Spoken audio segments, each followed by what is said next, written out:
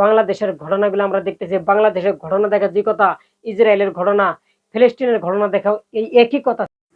দর্শক কেমন আছেন? আশা করি ভালো থাকেন। আমি আজকে সরাসরি ফেসবুকে লাইভে চলে আসলাম, এমন একটা ভিডিও নিয়ে আসছি। আপনারা যদি নিশ্চয়ই দেখেন সেই আমার ভিডিওটা আপনাদের কাছে অনেক ভালো লাগবে, অনেক ভালো লাগবে।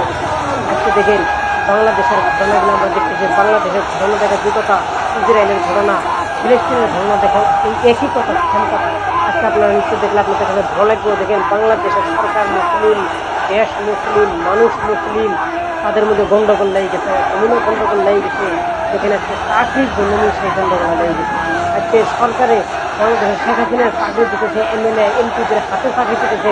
ওনারা যাকে পছন্দ করে তাকে চাকরি দেয়। কোনো পার্সনের দরকার নাই, কোনো পরীক্ষার দরকার নেই। আমাদের ভারতবর্ষের ভিতরে পার্সনের দরকার আছে। টেট পরীক্ষা পাতে টেটের পরীক্ষাতে পাশ করা লাগবে, তাহলে সেই ব্যক্তিকে চাকরি দেবে আমাদের ভারত সরকার। আমাদের দেশটা অনেক ভালো, অনেক ভালো।